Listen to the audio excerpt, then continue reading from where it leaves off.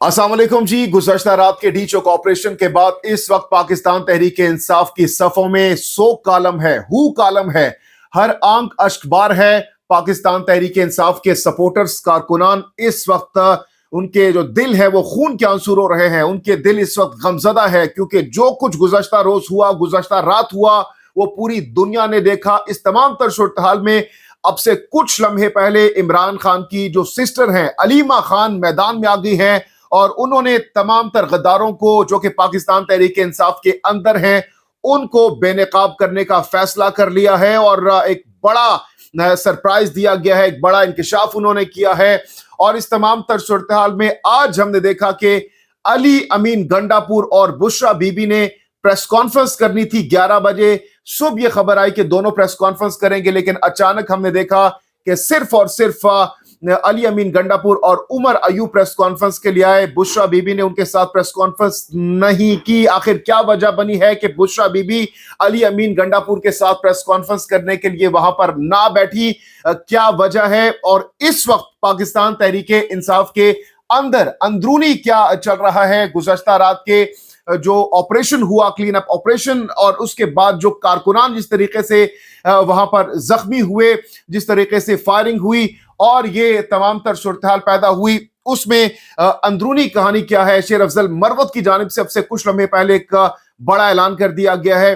अंदरूनी कहानी क्या है ये आपके सामने रखेंगे, लेकिन सबसे पहले मैं बात करूंगा 24 नवंबर को, जब पूरे पाकिस्तान से, बिलखुसूस केपीके और बलोचिस्तान से बच्चे, बूढ़े, फैमिलीज, जवान, छोटे छोटे बच्चे हमने देखे कि वो दूर दराज इलाकों, छोटे छोटे गांव, छोटे छोटे कस्बों से हमने देखा, छोटे छोटे देहातों से हमने देखा कि कारकुनान निकले अपने कायद की आवाज पर, इमरान खान की आवाज पर निकले और उन्होंने डी चौक आने का फैसला किया।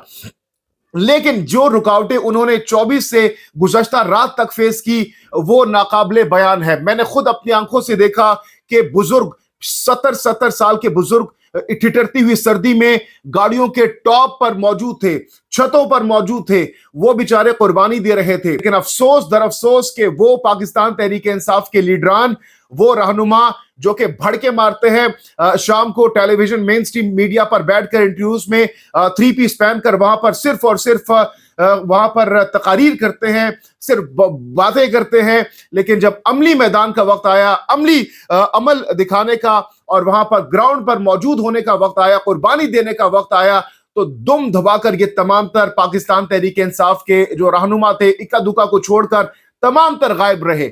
हम देखते हैं कि अडयाला के बाहर बड़ी बड़ी जो प्रेस कॉन्फ्रेंसेस होती है उसमें बड़ी बड़ी तकारीर कर रहे होते हैं, कौमी असम्बली में बड़ी बड़ी तकारीर कर रहे होते हैं, लेकिन जब अमली मैदान की बात आती है, कुर्बानी की बात आती है, तो हमने देखा कि कल गुज़श्ता रोज लोग शेलिंग खा रहे थे, आंसू गैस की शदीद जहरीली शेलिंग हो रही थी, वो वहां पर कोई भी मौजूद नहीं था। कुछ ही का दुखा, मैं अगर खुद अपना जाती बताऊं तो मैंने सिर्फ और सिर्फ वहां पर अली अमीन गंडापुर को देखा, उमर अयूब जो कि गाड़ी से उतरते थे, कुछ लम्हों के लिए बुशरा बीबी के पास जाते थे और ये पैगाम रसानी का काम कर रहे थे।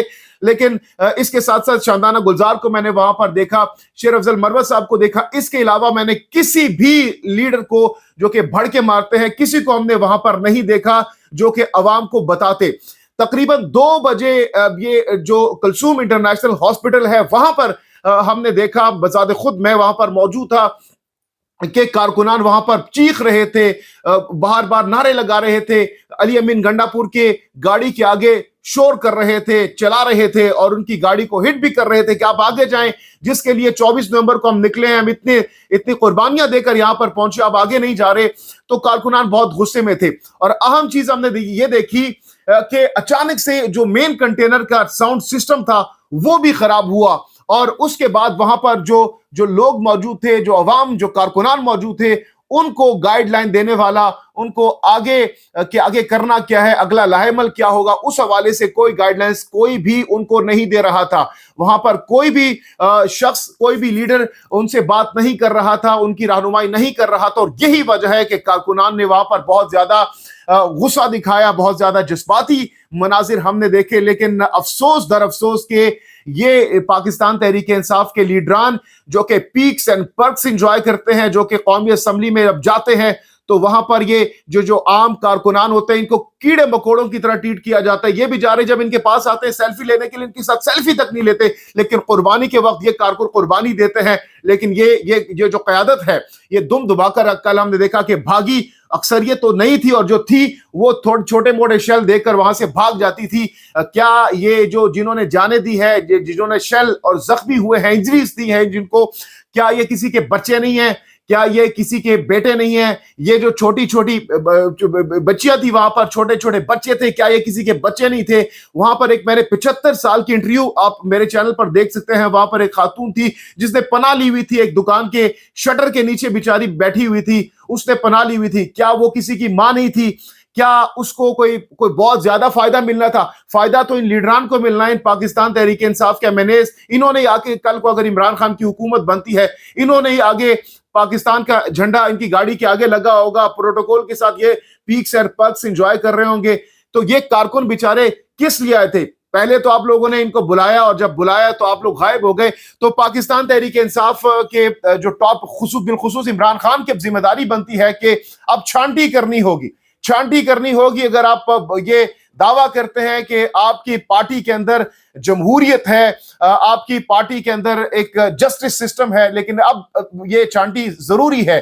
یہ جن لوگوں نے شہادتیں دی ہیں, جن لوگوں نے زخم کھائے ہیں, زخمی ہوئے ہیں, انجریز ہوئی ہیں, اب ان کو آنا چاہیے. اور یہ جو موجودہ قیادت ہے جو کہ گزشتہ روز بھاگی ہوئی تھی, ان کو اب ان کے استعفے کا مطالبہ ہونا چاہیے. اور اب دیکھ رہے ہیں کہ سوشل میڈیا پر پاکستان تحریک انصاف کے جو کارکنان ہیں وہ ان سے استعفے کا مطالبہ بھی کر رہے ہیں, اور وہ کہہ رہے ہیں کہ ہماری قیادت نے ہمارے ساتھ دھوکہ کیا ہے, ہمیں فائرنگ کے سامنے, شیلز کے سامنے چھوڑ کر یہ دم دبا کر وہاں سے بھاگ گئے.